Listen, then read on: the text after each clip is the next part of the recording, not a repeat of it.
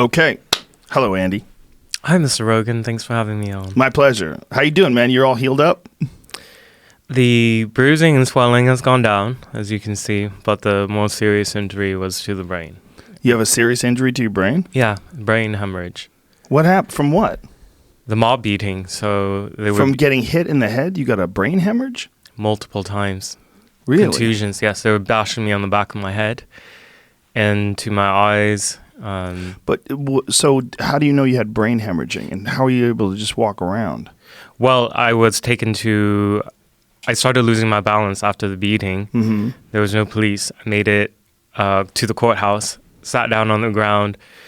Ambulance was called. I had to walk back to the ambulance because the streets walked back to the police precinct in the direction of the mob. The medics that were associated with the Portland police let me know that that I needed to walk in that direction. It was quite shocking because I had just been a victim of this mob beating, and then now they're telling me to walk back in the direction of the center precinct where the beating had happened. Did they not know that you had been beaten up?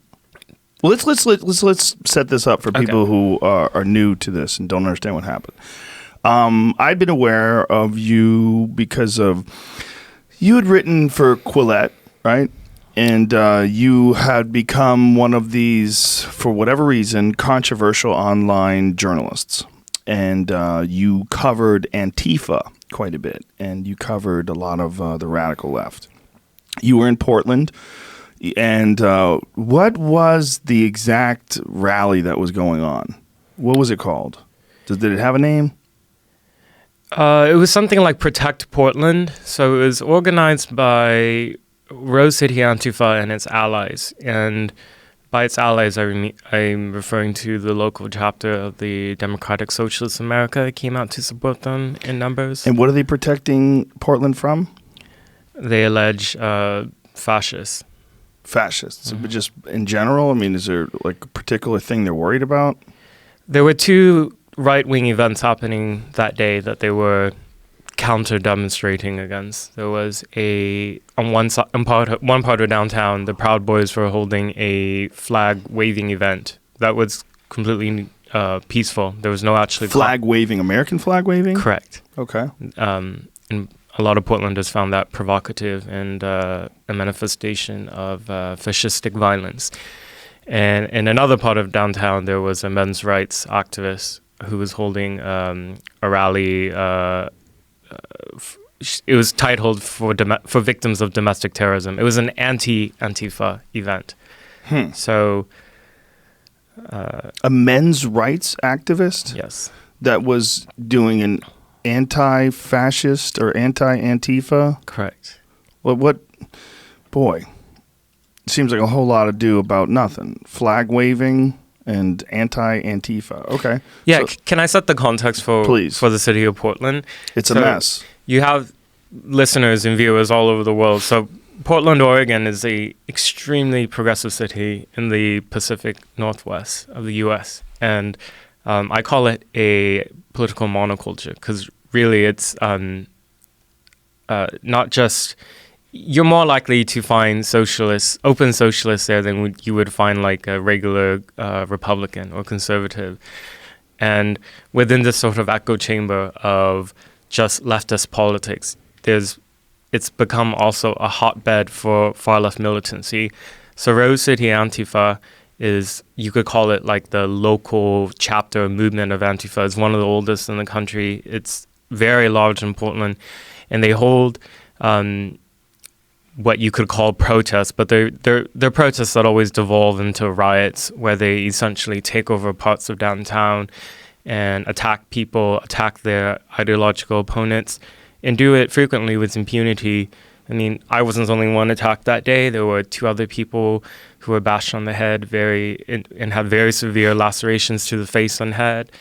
You may recall the footage from October of last year when there was an elderly driver who was attacked on the streets. Yeah, they were directing traffic, exactly. Right? And somehow or another, the mayor thought it was a good idea to let this take place. Is that the case? And they told the police to stand down. Is that true?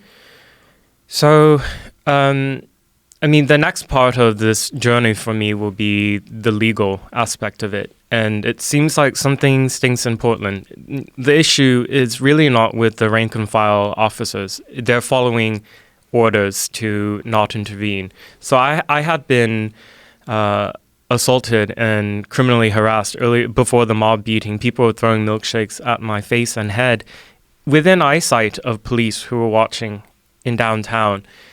And both of these were reported, and the answer that I heard that day, as I've heard many times before when I've been assaulted by Antifa, is that we will not question, approach, or detain the suspect because this could incite the crowd.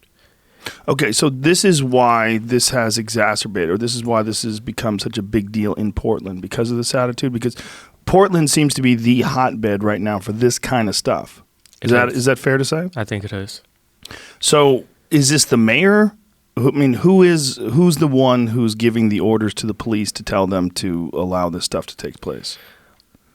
Well, I'm crowdfunding for the legal fund right now, and we are going to hold accountable whoever is responsible for dereliction of duty, where the evidence leads us. So Portland has an odd governance system in that the mayor, who is up for re-election, by the way, is also the police commissioner. So, oh wow, yeah. How does that work? It was an old system that I inherited, and it just never changed. From the Wild West? Like, that sounds ridiculous. Yeah, it is ridiculous. You can see all the political conflicts and in conflicts of interest that would arise, right? Yeah, shitload. How did you get involved in this? Like, why? First of all, why were they angry at you? I work as a journalist. I'll name like places that I've been published before. I write and I do video and I do podcasts. So my written work has been published in the Wall Street Journal, the National Review, Spectator, New York Post. I'm also on the editorial team of Quillette magazine. And one of my beats, among several, is about far left militancy, particularly in Portland. To me, what I was noticing was that the national and local media coverage had a particular blind spot when it came to their coverage on Antifa. There was all this sensitivity to the quote-unquote far right and white nationalism or white identity extremism. But they could not or would not recognize the militancy that was on the left. And Portland seemed to be one of the places for ground zero, particularly after 2016. We had very violent rioting in downtown. A segment of the population could not accept the election results in November. And so they did $1 million in damage, setting fires and destroying properties and businesses. And at that time, I was a graduate student working at the student paper, and I did a story on that. And I came out to witness, and it this was a major American city, but it felt like I was in Afghanistan or Iraq, just with all these fires and explosions and people running around with bats while masked up. And that was the first time I really became familiar with Antifa, and I took an interest in it. And I saw over and over that the media coverage was basically really sort of whitewashing them, kind of like referring to them as anti-fascists, giving them that propaganda victory. And Antifa as a movement, they're masters of doublespeak and disinformation. So it starts with the name. Antifa that is short for anti-fascist, but I never refer to them as that because that's ceding the ground to them. When they say that they are defending a community, self-defense, it actually is referring to premeditated violence and offensive violence.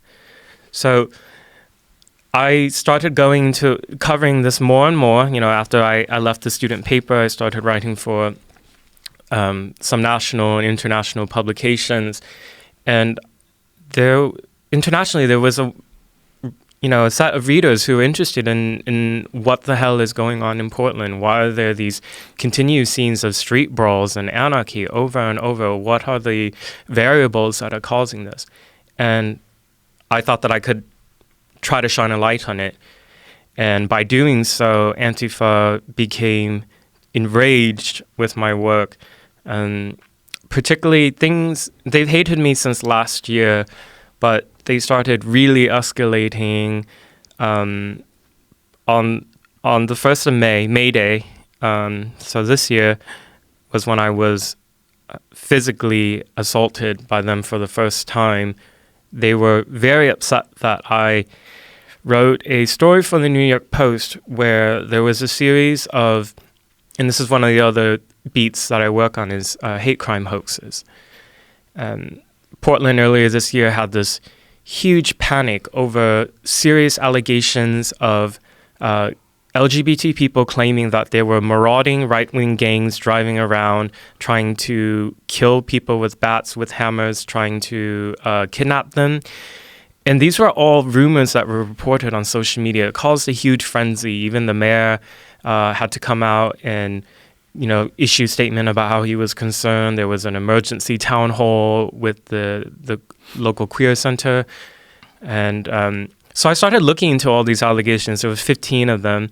And I found that of the 15, only one was reported to police. And what was reported to police and documented in the report was entirely different from the GoFundMe, where over $10,000 was raised for this trans activist. She had alleged that one night, walking home, transphobic people had beat her with the bat and knocked her unconscious. Police reports said that she was extremely intoxicated and likely fell. And there was no evidence that anybody had assaulted her.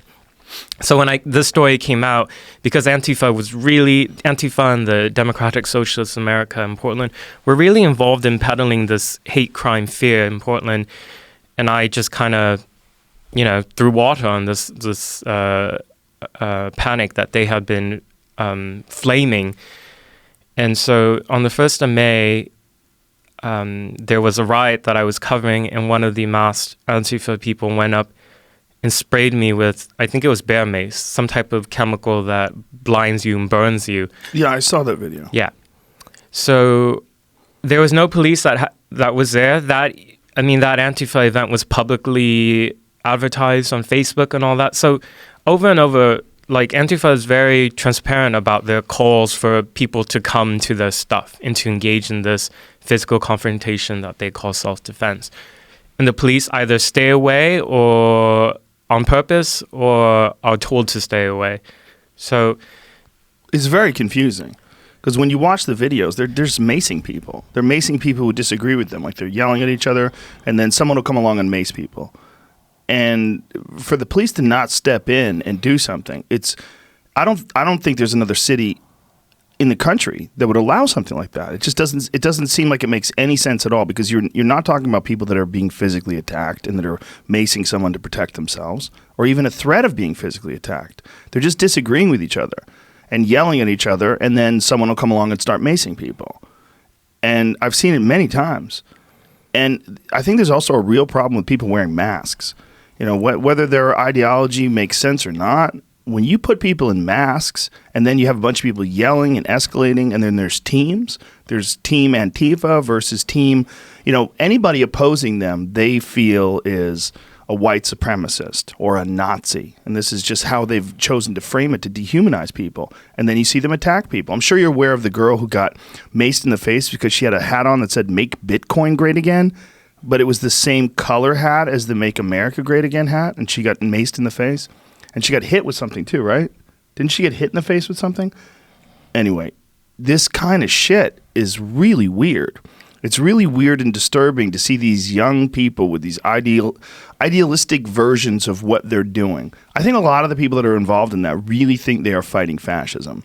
They really do. They really think that Donald Trump and the Proud Boys and white supremacists from Charlottesville carrying tiki torches, that these people represent something horrible that's sweeping across the country, and the young people today need to stand up and fight against this. And they're putting on masks and they're carrying backpacks and whacking people in the head with crowbars. It is really fucking weird to see. And it's really weird that the city of Portland, or all cities in fact, haven't made some sort of a law where you can't walk around in public with a fucking mask on, because that is one of the things that helps these people. It's the same thing that you see on social media when people are anonymous and they say the most horrible, hateful shit. They're saying that because they're not in front of you. You can't recognize them. They don't have to take responsibility for what they're saying. This is a lot of the same characteristics that a person has when they're wearing a costume. You're dressed in all black with gloves on and a face mask, and you're hitting people with a bike lock. Like, what is that about? Well, what that's about is you're getting away with being anonymous, and you're getting support from all these other people around you. There's this mob mentality that takes place that's well documented with humans, where when you get a group of people together and there's another group, and it's like it's a tribal warfare type situation. And that's what you're seeing with Antifa. And the fact that the Portland police I don't know what's going on with them, whether they've been told to not handle that, but the fact they haven't done anything to mitigate this is fucking, it's embarrassing. It's a shame. It's terrible. It really is. It's a travesty. You asked about the mayor earlier, and if he issued any stand-down orders. There's a statement that was put out after I was attacked by Daryl Turner, who's the president of the police union, and he said very clearly, he called for the mayor to remove the handcuffs of law enforcement so they can enforce the law. And he accused the mayor of politicizing the police department. Is this mayor popular? No, he's not. He's hated, by moderates because of the things that he allows to happen in the city. But the far left hate him as well. They view him as not radical enough. Why are they mad at you? Is it just the articles you've written? Because somebody told me that you had been accused of doxing people. Is that true?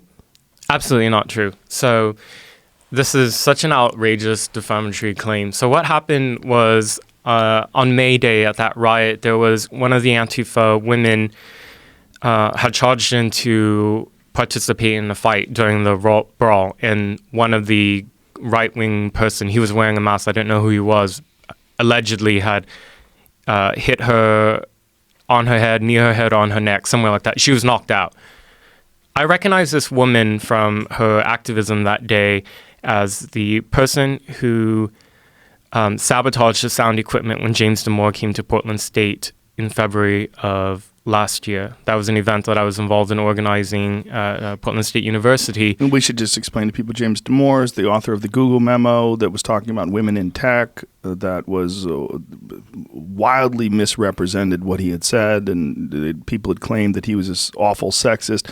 Even the CEO of YouTube said that he enforced harmful gender stereotypes, where while he was citing evolutionary psychology and citing all these different studies on why women gravitate towards particular fields, and even a page and a half encouraging or strategies to encourage more women to get into tech. But it was basically in response to things that Google had written about dealing with the lack of women in tech. What is the problem here? They were looking for a very particular answer, which was sexism. And he was saying, well, it actually has more to do with the choices that women sort of naturally tend to gravitate towards. And he was saying that there was a way to possibly encourage women to get into technology. And he devised these strategies to do so, but was wildly misrepresented. And if you meet the guy, and I've had him on the podcast, he is a soft-spoken sweetheart of a guy. He's not a misogynist, not a mean-spirited person. He was merely looking at the results of studies, and he was looking at real raw data, and that this real tendency that certain people have to gravitate towards certain positions in life. Yeah, so there were so many misconceptions about James Damore, which is why the student group I was involved in invited him to come. But Antifa and their allies just could not take that. They tried to shut down the event. They tried to get it canceled. At that event, this one woman, she damaged the sound equipment as she was trying to shut it down. She pulled all these cords out and pushed the soundboard on the ground. It broke. So I recognized her from that day. She was named in the media, and then on May Day, I recognized her. So I named her. I said, this is the name of the woman who was knocked out. I recognize her from the James Damore event protest where she had damaged equipment. And Antifa had spun that around as me doxing her. That's not doxing. Doxing is where you release people's personal details, such as where they work, where they live, their phone numbers, so that people will... You identified her. I named her. Yes. Okay. But she had been identified in the media before. She was a big local activist. So that's basically it. Other than you writing these stories criticizing their behavior, what's disturbing to me, beyond disturbing, was legitimate journalists that were making excuses for why you got beat up. And people saying things like, play stupid games, win stupid prizes. I saw stuff like that. That pick a better hobby. I saw a guy write that. Anti-fascists will rule. Portland's not your place. I saw all this crazy shit from people with blue check marks that were saying that this is what happens when you support fascism. And I was so baffled by this. Like, I read some of your stuff. I haven't read all of it, admittedly. But I've read some of your stuff. None of it came off as you supporting fascism. It came off as you, maybe at the worst case scenario, being a contrarian and not wanting to go with this sort of left-wing ideology that is so widespread throughout the Pacific Northwest. But I didn't see any. I mean, first of all, you're not a white guy. We should explain to people. You are Vietnamese, and you're what they would consider a member of a protected class. You're not just a minority. You're openly gay. What do you consider yourself politically?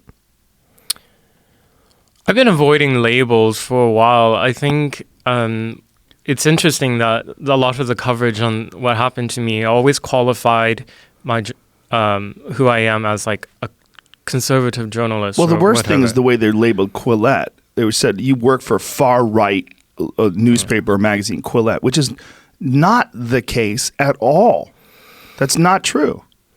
I think the dog whistles that they're trying to say in there that this person deserved it. And of course, these are the same people who always talk about believe the victim. They were the ones who jumped on to believe Jussie Smollett. But I guess I was the wrong type of victim. Well, exactly, because even though you seem like a very nice person, you aren't doing anything violent, you're supporting the wrong thing or not supporting them, not just blindly supporting what Antifa is involved with, which is that is what fascism is. I mean, if you can't even question some of the more heinous things, clearly heinous things they're doing, just fucking macing people in the audience, macing people in the crowd, just pointing it at people, yelling and screaming, hitting each other with things when you're wearing masks, getting involved in these brawls. It's so fucking stupid. It's so stupid to watch. It's like, this is base human behavior in its worst example.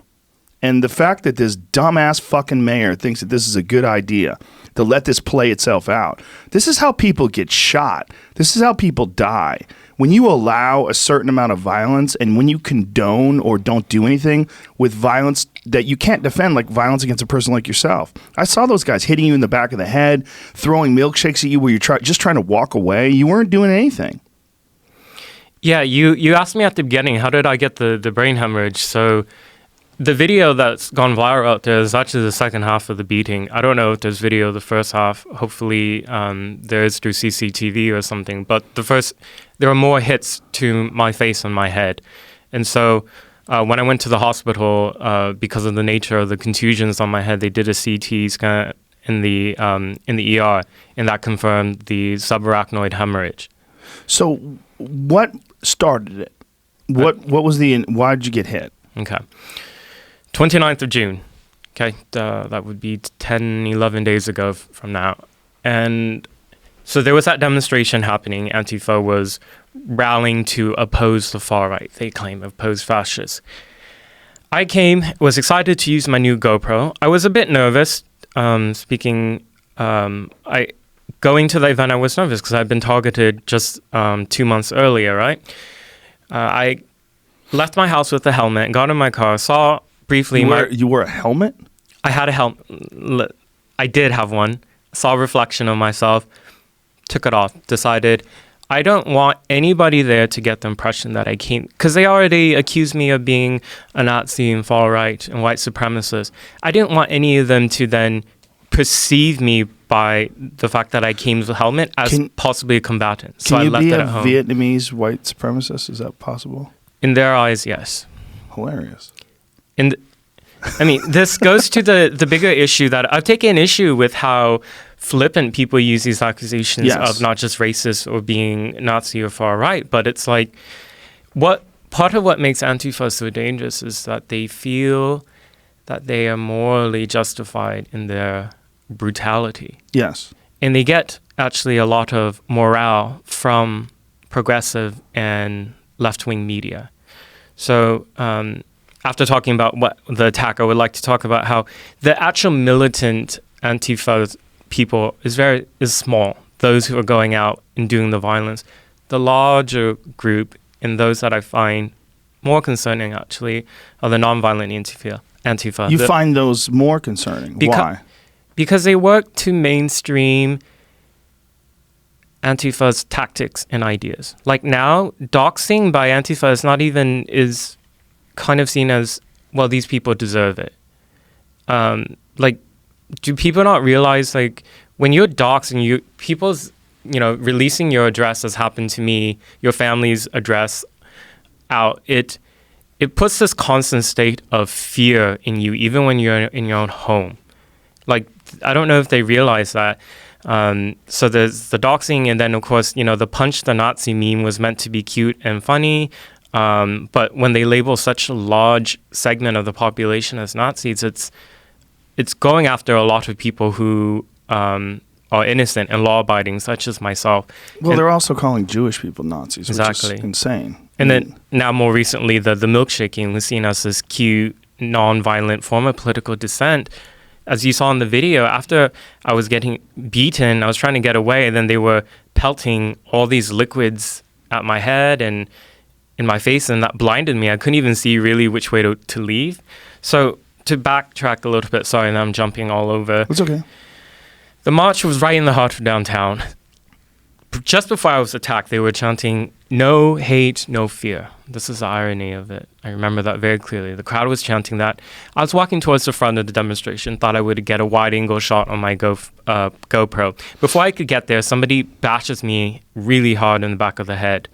And I've never been in a fight, Mr. Rogan, so I didn't even realize what had happened to me. I was knocked forward. As soon as I caught my footing, the punches kept coming from every direction, and all I could see was people dressed in black with masks, and most of them that were hitting me had on these gloves that have the hardened knuckles. I think it's like SAP gloves, yes, or tactical gloves. Yeah, and it was just endless, and I could see in the background this was in front of the Justice Center. This is the other sad irony. So, in broad daylight, in the heart of downtown, steps away from the Central Police Precinct, from the Sheriff's Office, this beating happened. No police intervene at any point. Did police see it? I don't know. Nobody came to my aid at any point, before, during, or after. So this happens out of nowhere. You get blindsided in the back of the head. A bunch of people punch you. I mean, how many times do you think you got hit? Maybe 6 or more. The fact that people dismiss this as not being a big deal is really horrific to me. It is. The fact that the people that are in Antifa that are nonviolent folks, which I think, I'm glad you brought that up because I was going to bring that up, that it's the extreme of the extremists, right? It's the people that think that there's a call for violence and that there's a reason to do it. And even someone like yourself that is a nonviolent person is just there as a journalist, that there is a justification for just for whatever reason you want, just go up to that person and start hitting them. Even though they're not a threat, even though they're not doing anything to harm anybody, even though they're not putting anybody in danger, they're just being a journalist and you feel like you could justify hitting them. It's really disgusting. And it's I mean, there was this thing with Vox where Carlos Meza was minimizing the impact of Antifa and kind of joking around about it and making it seem like it's just no big deal. And he got really upset because Steven Crowder was making fun of the fact that he's gay and the fact that he talks with a lisp, and that Crowder mentioned that along with mocking his stance on Antifa. And then it became this gigantic thing that Steven Crowder is a gay basher. What didn't become a big deal is that this guy is minimizing violent fascists. And that's how I feel about this. When you're trying to enforce your own ideology on other people, and you have no tolerance for anybody with a differing opinion, particularly journalists, that is fascism. It's so ironic to call yourself an anti-fascist when you're literally enforcing your own particular ideology to the point of violence, and you're wearing masks and you're running around hitting people and pretending that you're being inundated with Nazis and white supremacists and that this is all necessary. Like that old man that was just driving and they're directing traffic and forcing him to obey them. And then when he doesn't want to, they chase after him and assault him. It's fucking bananas. And the fact that this city has not stepped in and recognized that they have a real problem because this has got momentum behind it. And the people that are involved that are nonviolent, you got to speak up. They've got to speak up. If you're a person that really believes that there shouldn't be homophobia and there shouldn't be violence and there shouldn't be white supremacy, good for you. You probably got involved in this for all the right reasons. But if you don't recognize that someone like you yourself, who is a person of a different ethnicity, you're not a white person, you're Vietnamese, you're a gay man, and you got assaulted for no reason. You didn't do anything. I mean, it's almost like a test of where do your values truly lie. And if you think it's okay for a person like you to just get assaulted for no reason, you are the problem. You're the problem. Your mindset is the problem. It's not whether or not there should be white supremacy. Of course there shouldn't be. It's not whether or not there shouldn't be people be able to freely express themselves. Of course there should be. That is not what the issue is. What the issue is group mob mentality. When you get people together and you let them wear masks and you tell them that they're fighting against some evil, and then they feel justified in hitting a person like you. It is really sickening. And there's this diffusion of responsibility thing that happens when one person hits you and everybody feels like it's okay to hit you. It's a mob mentality thing. And it is extremely common with human beings. I've been in mob situations. It's terrifying because you feel it in the air. You feel the chaos in the air when you're in some sort of a large-scale brawl type situation. Like anything can happen. People just run up on people and start punching them. It's not like two people alone in like an open area where they can talk and work things out. No, it's chaos, and there's some weird animal activity. There's some weird animal instinct aspect to it that is very unique to humans. And when you see something like this and see a guy like you just getting peppered with milkshakes and punched in the head, and it's fucking disturbing. And for these people to dismiss that and not stand out, not stand up and say, hey, this is not what we're supposed to be about. This is not what I signed up for. They become a part of the problem. I'm sure there's people listening to this that are upset at this.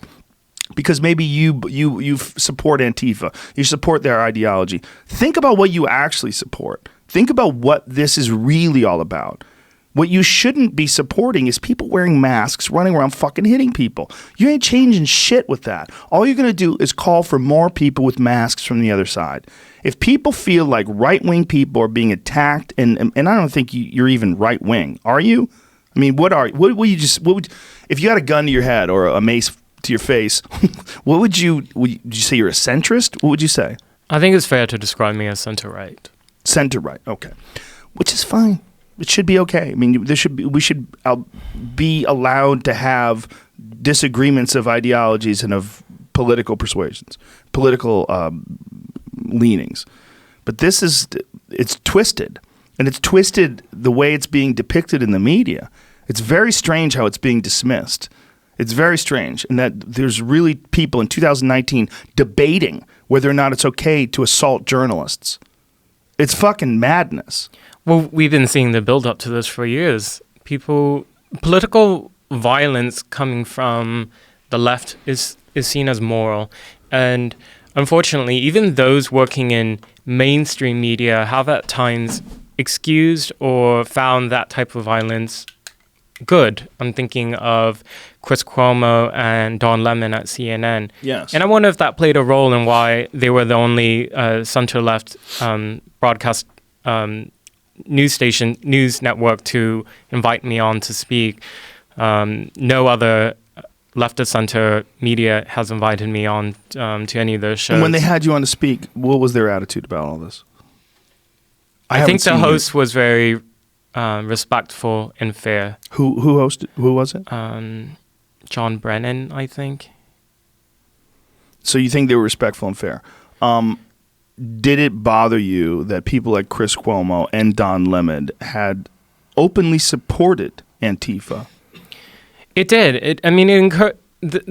Was kind of encouraged me to continue doing my work months ago, even last year when I was getting threatened, because it seemed like I don't think Chris or Don actually I think they're ignorant about Antifa. I think you're right. They fall and they believe the propaganda about them. That it's just an anti-fascist movement. Well, the name of it by itself. I'm hoping that, like, even with my injuries, and some you can see, some you can't, I'm continuing to force myself to do all these media engagements because I want the needle on conversations about Antifa to move, to change. Like, this is not just a movement of people masking up and starting random violence on the streets. Like, the violence isn't just, it is not arbitrary. It's working towards their goal. It's a movement of violent, radical anarchists and communists, and they're agitating for political revolution, and violence is part of their modus operandi. It's not a bug, it's the feature of what they do. So I don't know if people recognize how dangerous this is, this movement. And the DHS since 2016 has described some of Antifa's activities as domestic terrorist violence. So the fact that they're able to openly organize and recruit on social media it's baffling to me. I'm wondering, like, there's such this huge blind spot for far-left militancy, not just in mainstream media, but also in big tech. Do you think this is because Trump is president and because so many people oppose Trump as president that the idea of far-left militancy is in opposition to what they oppose? So they feel like the enemy of my enemy is my friend? That's exactly what it is, I think.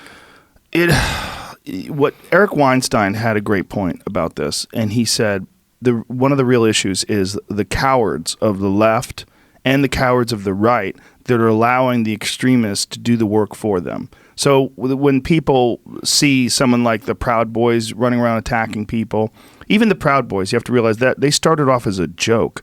Like when Gavin McInnes first came up with the idea of the Proud Boys, it was literally a joke. And it became an actual organization for fun. And then people joined it that didn't think it was a joke. And then people joined it and started taking it in a deeper and deeper direction. Then he eventually disavowed himself and abandoned the group.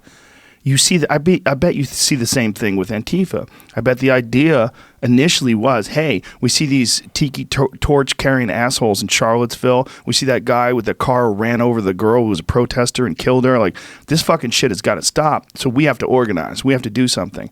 And then what happens? You get people in masks, and you get people justified, and then you get people that support those people, and then you get the extremists. And the extremists who are not disavowed, who are not. There's no one speaking out against them from the left. There's no one saying, hey, this shit has got to stop, because they want them to do their dirty work for them. They want them to push the envelope and push the agenda and get their ideology moving in the right direction, even if it's done through methods that they don't agree with. And that's where it gets horrible, because I see these people that are involved in this, and I know for a fact, just by watching them move and interact with each other, they don't understand violence. They don't. They're not good at it. They don't understand it. This is like role play. It's like cosplay. And you're going to call for you're going to get real violence in return, and from people who actually know how to do it. And if you look at violence from the left and violence from the right scares me a whole lot more. They're a lot more armed. They're more dangerous human beings in general. And I think that if this keeps happening and people from the right feel threatened and their lifestyle feels threatened and their ideologies feel threatened, you're going to get people meeting at these things, and it's going to be more than just people throwing mace and milkshakes at each other. It's going to be people showing up ready for actual combat. That's fucking terrifying. It's fucking terrifying. And this idea that you could just run around hitting people and not have any consequences, it's just like the way a child looks at violence. This is what bothers me so much. If you looked at their core tenets of what they want to do, and if they wanted to accomplish that through political negotiation and through conversation and rallies and speeches, fine. That's fine. But when you have people wearing masks, hitting and macing people, you've crossed the line into the land of no return, and you've called out to people who oppose you. You challenge them to come and do the same. And this is how violence begets greater violence. It's fucking dangerous. It's really dangerous. Violence does not exist in a vacuum. You can't just have a little bit of violence and then there's no repercussions. People react to that. There's people that watch those videos and watch you get punched, and there is no justification for that. When you see someone like yourself who's a small person, slight in stature, not violent in any way, and you're not even swinging back. You're just taking it and trying to protect yourself. People get infuriated by that. And there's people right now, I guarantee you, who saw that video who are thinking, what I would do if I was there, I'd fucking shoot all of them, or I'd beat them all to death with baseball bats, or I'd run them over with my car, or I'd do things. And the unhinged amongst the right who feel like this is in opposition of their ideology, they're going to show up someday. And when that happens, people are going to die. This is fucking terrible. And this is where the mayor and the police, and they have not done their job. And I believe the police, when they say that they've been handcuffed, and maybe the mayor just didn't have an idea of where this would all go. But now you do. The mayor has been in office now for 3 years, and he finally did a press conference 2 days ago, 9 days after my attack, to address this controversy, right? And what was so frustrating is that the police chief had publicly stated that she thinks the city or the state should adopt a law that makes it illegal to wear a mask while committing a crime. That should be a no-brainer. It's shocking that in Portland... I got a better idea. How about you can't wear a mask in public at these events? Because you can say you can't wear a mask while committing a crime. You're wearing a mask. Who the fuck do you know committed the crime? Unless you take the mask off them, you can't even identify them. It's stupid. You can't wear a mask. Yeah, so this, sounds like a baseline, a policy that you should start advocating for, right? It's like don't kick babies. Yeah, well, the mayor said he hasn't decided if he supported it. He hasn't decided if he supported whether or not it should be illegal to wear a mask while you're committing a crime? Correct. That's hilarious. Correct. And he had no policy proposals. And he spoke as if like it was his first day in office, when this is becoming routine now. It's almost banal in Portland. And Portland is a harbinger and a warning to what can happen in other cities when you have a government, those in the upper echelons of governance, turning a blind eye to far left militancy and just letting these thugs go on the street and just imagine if there was people. The case, if they were doing that about far-right militancy. Imagine if there were far-right people who were doing this and committing violence, and the government was just like, well, I'm not sure if they shouldn't be allowed to wear masks while they commit crimes. People would be freaking the fuck out. It's the weird justification of this stuff that's so disturbing. I just don't, and I fucking love Portland. It's one of my favorite places. It's great. The city's great. I mean, it's fucking cool people. It's not all of them that are involved in this. It is a very small number, and even amongst the small number, it's the very small number of them that are radical, that are violent. When you look at the people that are attacking you, not to minimize it, but it's very few. You look at that video, it's a couple people out of thousands of people that are in that group. There's a few people that are attacking you. It was about a dozen. Was it really? Yes. Okay, if you count throwing milkshakes, but actually hitting you, how many people do you think hit you? I'm not sure. 3, 4, maybe? Mm-hmm. Something like that? Okay, that's the problem. The problem is these fucking assholes. It's not the people that disagree with you. It's the people that think you should be able to throw milkshakes at people. And guys like Carlos Meza who don't think it's a big deal to throw milkshakes at people. It's a fucking big deal. It's a big deal because it calls for a response. This is why it's a big deal. And people don't understand assault. They don't understand violence. You can't just do that. You live in some comic book world or some fucking Disney show world where you can just throw a milkshake at someone and they don't do anything. They're going to turn around and punch you in your fucking face. And then what happens? Well, you might fall and hit your head and die because that's real. That's the real world we live in. Or you might cause a giant brawl because people don't want to be hit with milkshakes. Or there's enough of you where you think you can get away with it. So you're an awful bully, and you're throwing milkshakes at someone because you don't like what they stand for. And you're meeting in a public place, and you're disagreeing about something. So to right this disagreement, you're assaulting people. Well, for that very reason, Antifa never engages in like a quote-unquote fair fight one-on-one. What they do usually as a group, while masked up, one or several of them will distract the person either by speaking to them perhaps or blinding them with the chemical spray, and then they take turns the beating. So there's even no opportunity to, like, no, you know, you don't even know how many people are hitting you at that point. So that's what they do: blind you and then attack. It's so scary because it's so dumb. It's not just scary because, like, you watching what happened to you was scary because, you know, and watching that old man who got hit in the head with a crowbar, it's fucking horrific. All that stuff's horrific. And apparently that guy had pulled out some sort of a rod and was swinging at people before he got hit with a crowbar. I do not know. But I do know when you start hitting people in the head with crowbars, that is the beginning of the end. Horrible, horrible shit happens in response to that. And it hasn't yet, but this is 10 days ago. Who knows what's going to happen if there's another one of these rallies and you get people from the far right who organize. This is when the Proud Boys really radicalized. They radicalized to go against Antifa. They were attacked, they attacked them, and then it became this fucking shit show that you're seeing right now. Yeah, I want to state for the record, though, the violence that happened after I was beat up was involving the men's rights activist group and Antifa. Proud Boys was they held a separate event in a different part of the city.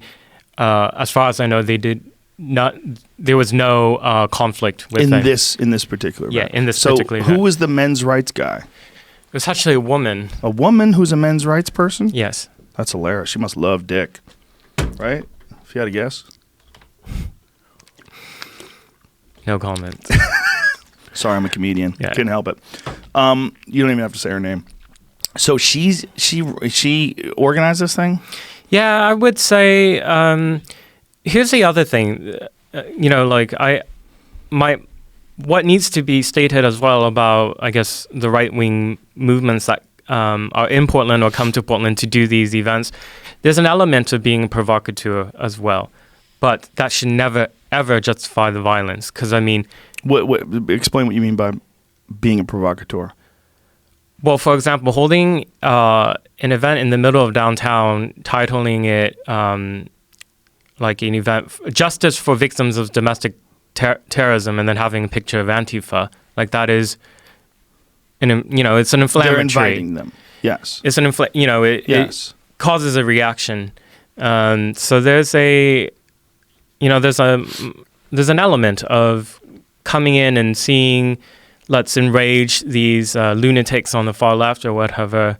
But at the same time, I want to make sure I state that just because somebody's a quote-unquote provocateur towards in their words or their writing, that it's unfortunate that people now find that that's justification for you to react violently. Well, I think, again, it's a small percentage of people that find it this justification.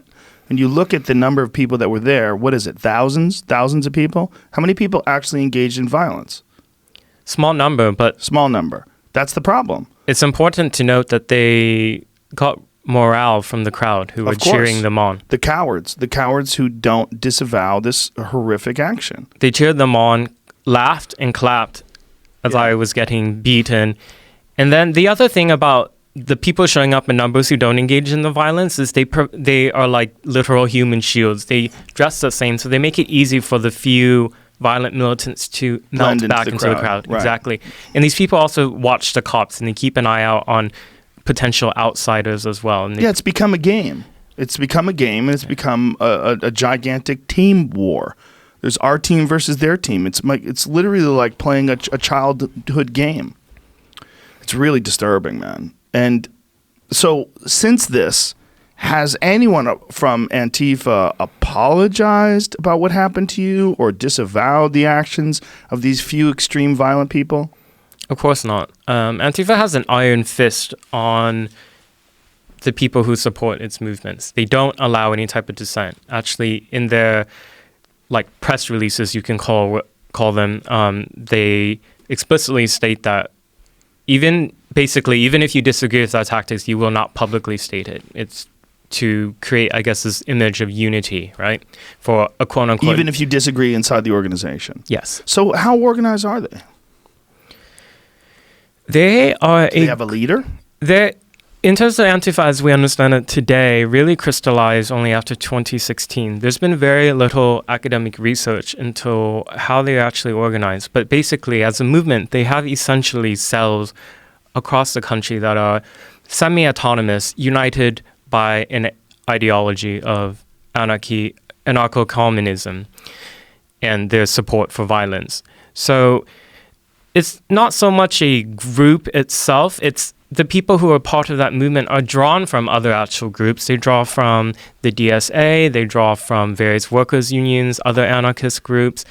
And like other terrorist entities, they have processes to radicalize sympathizers, essentially. They have their own literature as well. And so it's much more organized than people give them credit for. They think of them as just, people showing up to fight on the street. There's meaning to that violence, and there's literature to back it up. And they have, they actively recruit people to join the movement. So I've been asked, do you think the federal authorities should step in? My response is, I think it's come to the point that they do, because with Antifa, it's beyond what local authorities can do, because a lot of these people, a lot of them are in Portland, from Portland, but a lot of them come from, for example, from Eugene, from Seattle, from neighboring areas that have other Antifa people come in to participate in the violence for that day or to help out. And then they go back to where they're from. So they're coming in and out of jurisdictions. It makes it hard for one local body of authorities to address it. I think the DOJ needs to step in. I think it's gotten to that point. And with 2020 coming up soon, there could be potential for a lot more political violence if the election's results don't go as they wish. Well, that's an obvious one, considering the fact that this all became a thing after Trump was elected. Yes. If the DOJ did step in, what do you think they could do? So that's, well, I mean, do you believe in the ability to meet up and express yourself publicly, and the ability to protest, and the ability to just get together and have groups and express yourself? Yes. However, that's not just what Antifa does. Right. Like I said, the violence is a feature of their movement. So what federal authorities can do... Can I stop you there? When you say the violence is a feature of their movement, do they have anything written, like the tenets of their movement, where they say that violence is acceptable? There's a book called the Anti-Fascist Handbook. It's written by Mark Bray. He's an academic at Dartmouth. He is, I would call him one of Antifa's chief ideologues. So not only does he explain what Antifa does, and in his writings, he makes it very clear that the quote-unquote self-defense is what justifies the offensive violence. He actually argues why that's ethical. So because he's an academic, well-spoken, he's invited onto mainstream media to explain, to basically, like I said earlier, mainstream Antifa. Can you explain what he says? Yes, I highly recommend that people take a look at his book. The Attorney General of Minnesota, Keith Ellison, was photographed a year ago holding up that book of the Antifa book, and that kind of went. He's been criticized a bit for that, and he deleted that image after my beating. Was holding it up in support? Yeah, he said this. He said something about like this book or Antifa strikes fear into the heart of Donald Trump. Yeah, so there's people in government who are sympathetic to Antifa as well. But this professor, can you explain what he says? He outlines and explains essentially why Antifa's violence is ethical. That it's because they're opposing fascism, and fascism is a violent movement. This is sort of a preemptive move. Like we have to... That word fascism, yeah, it is a problem, right? Yes. Because it seems like that's definitely something you should oppose. But what's the actual definition of fascism? Fascism as a far-right political ideology, from what I understand, is... Pull up the definition, Jamie, so we could just read what fascism, what the actual word fascism means. Here, a form of radical right-wing, authoritarian ultranationalism characterized by dictatorial power, forcible suppression of opposition, and strong regimentation of society and of the economy, which came to prominence in early 20th century Europe. Forcible suppression of... Put that back up, please. Forcible suppression of opposition is what they're doing. Yes. Strong regimentation of society. I mean, they're literally telling people how to behave and what they will tolerate. I know it's not right-wing ideology, but it's almost like fascism. And I'm sure there's other definitions of fascism. The idea of supporting someone who opposes fascism sounds wonderful. Sounds great. Let's stop fascism. But are we really experiencing authoritarian ultranationalism characterized by dictatorial power in this country? I mean, is that a fair thing to say? I know people don't like Donald Trump. I know people don't like right-wing ideologies running this country. I understand that. But this is not what's happening. Yeah, the issue, like fascism, as defined by political theorists who have been researching this for decades, it has a particular definition and meaning, and that's I think that summarizes it pretty well. I'm very concerned that people use it so flippantly to just refer to the right or to even authoritarianism. Like, there's much more to it than just being authoritarian. There's all those other components. And it's important to state that Antifa is not just opposed to the far right or the right. They're also against liberal democracy. There's a reason why they hate the police so much, hate border enforcement, and hate the rule of law. They're against the concept of the nation state as we understand it, and they're working to dismantle that, to delegitimize it. So this is what I mean when I say it's a dangerous ideology that for now, enemy of my enemy is your friend. But at some point, if this movement becomes bigger, more mainstream, and more people are sympathetic, at some point it's going to come back against the moderate left, because these people, they want to see the destruction of the nation. They want to see the destruction of the nation state for what purpose? They want anarchy? Yes. So they're political anarchists, social anarchists. They don't want borders. They don't want nations. They don't want police. Correct. What do they want? What do they expect?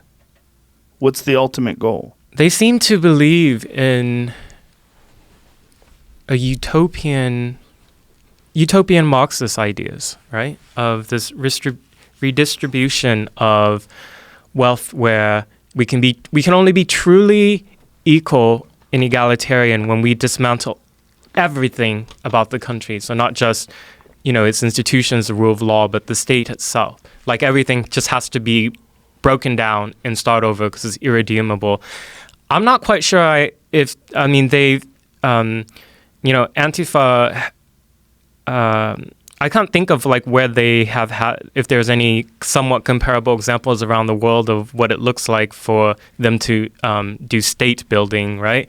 So we don't know what it would actually look like. But the examples we see from these smaller anecdotes is it's chaos and anarchy, like absolute chaos, and violent suppression of opposing views, indiscriminate violence at times. I wonder, and what I've been asking over and over is how many more people have to be victims of this violence before something changes. And in Portland now, we've had 3 years of this, and literally no policy changes have happened. No even proposals have even been accepted by the mayor. The previous mayor what was his political persuasion?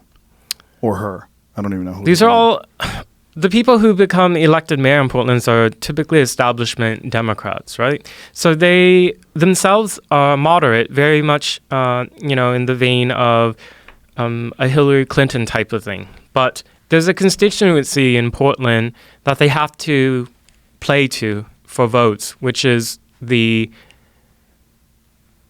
radical people who are sympathetic to very, very progressive causes. And so there's a reason why, to date, the mayor has never named Antifa one time in any of his press conferences. He has no problem blaming Proud Boys or Patriot Prayer or the right for issues. Patriot Prayer? What's that? Is that another group? Patriot Prayer is one of the other right-wing movements in and around Portland that have held pro-Trump events in town that Antifa comes to fight and oppose. And how do those turn out? They devolve into riots. And the police allow this? They allow it through their inaction. Wow. It's interesting to see a city that's gone so far off the rails, like Portland, in this regard, with this issue. You know, when you see this in action and what the consequences are and how it happens, and particularly for a person like you physically see it, you personally see it. Are you going to continue to do these things? Because it seems like you're obviously a target now. Yeah. When I was asked this in my interviews this week, last week, the response that comes to my mind right away is, of course, I'm going to continue doing it. These people have threatened me before. I've been attacked before. I'm not going to be cowed. I'm going to continue. I won't be intimidated. But with the brain injury that they gave me, it's like I can't continue doing it the same way as I did before, and being naive to think that police would actually uphold the rule of law. They gave me a brain injury, and like I never had one before, but I'm dealing with some cognitive and neurological issues. So I will like what? Memory issues. I have issues. So I have upcoming neurophysical therapy as well as speech therapy. So as much as like on the surface, I have improved a lot since the beating, there are some long-term consequences that I'm going to have to work through. And,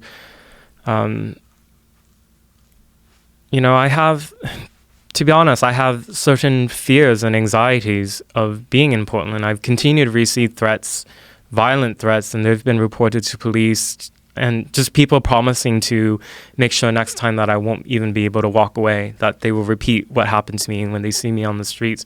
So like... Have they caught the people that did this to you? So it's been 10 days now, more than 10 days since my beating. There have been no arrests. I don't know where the police are in the investigation. They haven't been keeping me informed. There was a photograph of someone they released. Yeah, so the Portland police released photos of potential suspects and asking for help in identifying. One was unmasked, two of them were masked. And I forgot to say earlier that in addition to the beating, they robbed me of my camera equipment. So that was my evidence for that day. And I tried so hard to hold on to it, but I couldn't. What about you attending this with security? Have you thought about doing that? Yeah, so moving forward, once I feel well enough and once I'm cleared by the doctors, it may be worth it to cover these events, but with professional security. Gorillas. Big giant dudes. Yeah. Would they wear like armor? Like what would you have? How far would you take this? I don't know. How far do you think I should take it? I don't think you should go to those things anymore. Okay. I mean, it seems like it is part of your job. You're a journalist. But it seems like you've been singled out and targeted, and it seems like they don't have any problem justifying attacking you and assaulting you. If I was going to go, I'd bring the biggest, baddest dudes that I could find, and a bunch of them, and have them surround you, and have them protect you. What's it tell you about America that in 2019? I don't think it's America. I think it's this one particular area and this one particular group, and not even the group. I think it's the most ridiculous people in that group. I don't think it's most. I think most of these people that probably are a part of this really don't want fascists, and they really don't want some awful right-wing totalitarian regime running this country and in marginalized people of color, gay people and immigrants and all those things that I support 100%. I'm left wing. I mean, I would be on their side ideologically about a lot of things. It's the implementation of it that I have the biggest problem with. It's the group mentality. It's the wearing the masks. It's the assaults. It's the not understanding the consequences of violence. All these things. This is what I have a problem with. The way the mayor allows this to take place. The way he handcuffs the police. That is what I have a problem with. It's not that they don't want horrible people running the government and running the world. I understand that. That makes sense. But you're not for the dismantling of the nation state, right? Nope. No, I'm not. Or the breakdown of democracy? No. Yeah, so these are the points that I'm trying to hit on. Right, those are the points that are hidden, right? These are important things that make up the ideology of Antifa. And Right. the larger, those who are sympathetic because of the anti-fascist aspect or the anti-right wing, they are ignorant of it. And Yes. I hope to become more aware of that. I think that's what's important about your work. That's what's important about these discussions. That's what's important about people getting the word out and understanding what this really means, not what it seems on paper. It's like we're the anti-Nazi movement. Well, who the fuck could go against that? Of course you're anti-Nazi. Everybody should be. That's what it seems like. Well, we're anti-fascist. Good. We don't want fascists. I think that's what Chris Cuomo was saying. I think that's what Don Lemon was saying. I think they're too busy. I don't think they're really investigating this. I don't think they're deep diving and understanding the ideology at its core, the way you're describing it. And whoever that professor was that you were discussing that is somehow or another condoning violence, that is ridiculous. Anyone who considers themselves an intellectual who condones violence, all this punch and Nazi stuff, God damn it, you don't understand violence. You don't know what you're talking about. You don't understand the human condition. Because if you understood violence, it's the last thing you would ever be calling for. Can I talk about the next step of what's next for me? Sure. So a lot of people listening and are frustrated and have expressed support are asking, well, what can I do? I'm just one person. And this is the power now. We live in a time where there's crowdfunding. And, with all the points that we brought up earlier, it seems to show a lot of evidence to suggest that there's something seriously wrong in the upper echelons of policing and governing in Portland. And that's what the legal fund is. So I'm working with Harmeet Dillon. She represented James Damore.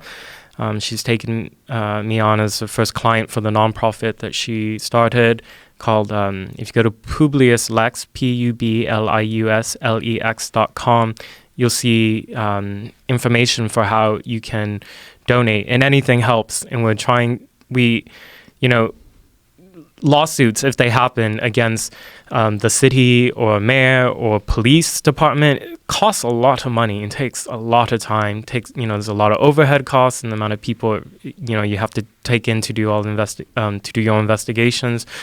So there's an opportunity for the public to get involved. I don't want the story to pass just about Andy got beat up, so what? Let's move on. But rather, there's systemic issues happening in Portland, and there are implications for the rest of the country. What do you think is going on with media that is supporting this attack on you? Because I've seen so many journalists dismiss this as being not a big deal. Why do you think that anybody would look at something like that where someone's being beaten publicly and not think it's a big deal? What do you think is behind that? Extremist ideologies are very good at dehumanizing their opposition. And that's what Antifa does. So there's been a lot of disinformation, misinformation put out about me, I'm not, they say, for example, I'm not really a journalist. I'm just a far-right provocateur. I'm somebody who's sympathetic to Nazis. And so when you put these ideas out that not only are lies, but are meant to remove one's humanity, they just become, like Andy is no longer Andy. Andy is the face of far-right ideology. And it makes people feel comfortable with violence against that. And it was so disheartening to see so many writers come out and say things like, I don't really support what happened to Andy, but he's done far worse. Or he was a provocateur, his writings, like he came and he got exactly what he was looking for.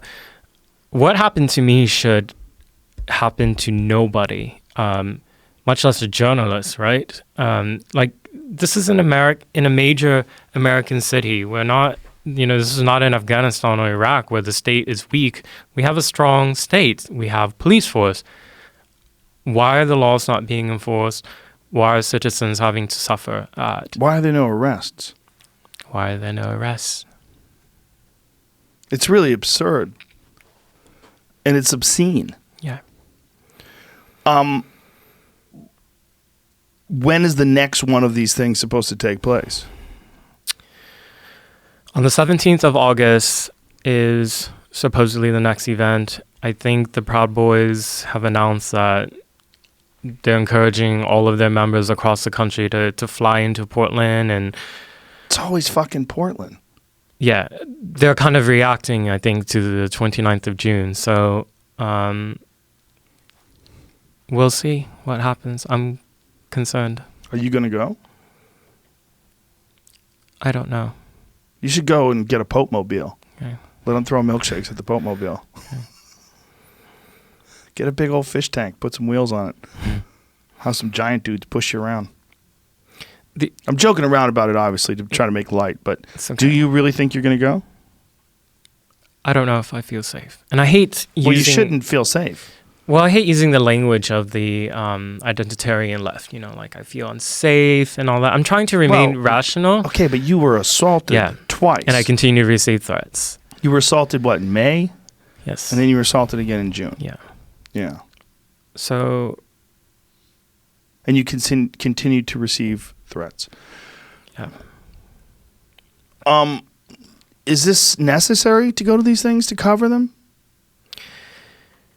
Do you think maybe that's part of the problem with people that like Don Lemon and Chris Cuomo who are talking about this who haven't actually been there?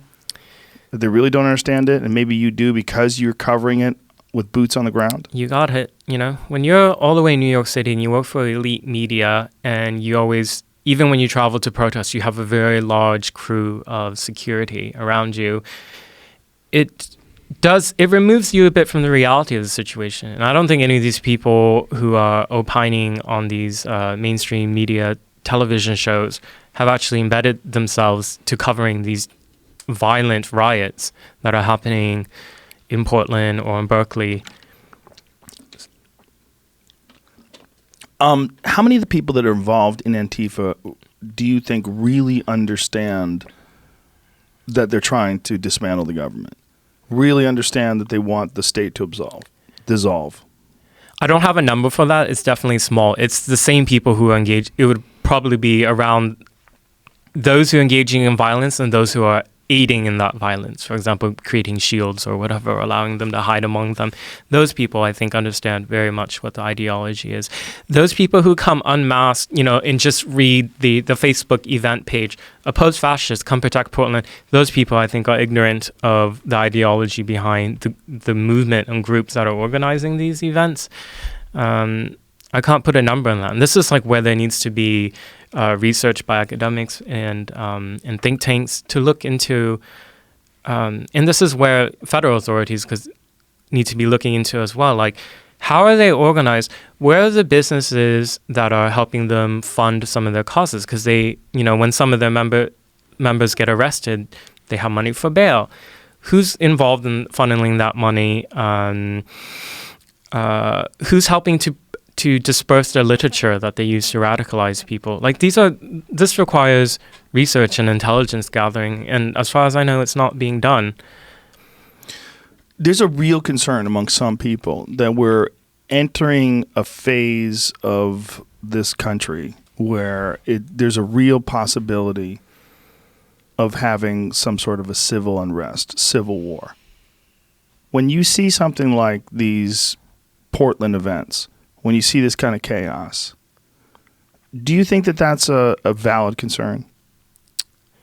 Not for something that is across the country, but perhaps very regional or to the city itself. And not so much like civil war, but the violence that is done and planned by Antifa is meant to make the wider public not just polarize and hate each other, but also began to distrust the institutions that are in place that are meant to uphold democracy. So the police in Portland have come under fire, for example, not just from the radical left, but a lot of people who are normally very pro-police are finding like, what is wrong with the Portland police? Like, we can't even trust them. So there's, if things just continue, I think the violence will continue to escalate, leading to a death or deaths. That's my real concern. It's my real concern as well. And you think this is particularly unique to Portland in the way they're treating and addressing it? I'm trying to think of comparable other cities that have had some of these issues. So, for example, in San Jose in 2016, Trump supporters, when they were leaving a Trump rally, were brutally assaulted by mobs of people. And then there was a lawsuit that was launched against the city for basically putting citizens in the way of danger. The way they were funneled outside of this event led them directly in front of these violent protesters who attacked them, in those footage that went viral that year. Since then, policing tactics have changed in San Jose, as far as I know, and, involved a lawsuit. So, like, sometimes it takes lawsuits for the local government to start protecting people's civil rights. So right now, as bad as it is, it does seem confined to Portland. We haven't seen, for example, in Berkeley, the type of violence as in 2017 when Milo came. Like, that hasn't been repeated for a year and a half now. So, but it takes the political will of those in power to enforce the law, right? So you mentioned lawsuits. What lawsuits are you pursuing? Well, immediately right now, what I would like to see is the city of Portland carry out a full investigation and hold accountable all those who were involved in attacking me or aided in that as well. And then as the evidence, where the evidence leads, if this shows that there was dereliction of duty from those in power, then I reserve my judgment. My lawyer reserves judgment for, who, if anyone, gets sued at that point. But right now, I'm very focused on seeing that and putting pressure on the city to arrest people who are responsible and charge them and get convictions as well. All right. In closing, because I know you got to get out of here, is there a silver lining to any of this? I mean, do you think that perhaps your assault and the fact that the police didn't intervene is actually allowing people to understand the real significance of this, the real problem of this, that this is a real issue, a gigantic one, in fact, that goes against the core tenets, the value of free expression and the ability to gather and communicate safely in public? Yeah, as hard as it was for me to see a silver lining when I was laying in hospital with so much pain, there is one, and that is that everybody paid attention to what happened to me. It was a big story. Even the mainstream liberal press could not ignore it. And I'm hoping that from that, it goes beyond just being a headline, but forcing the national discourse to change on how it views and talks about Antifa. We'll see if that happens. I feel encouraged that we're beginning to see some cracks in the way that Antifa has been protected by sympathetic writers and journalists and those in mainstream media.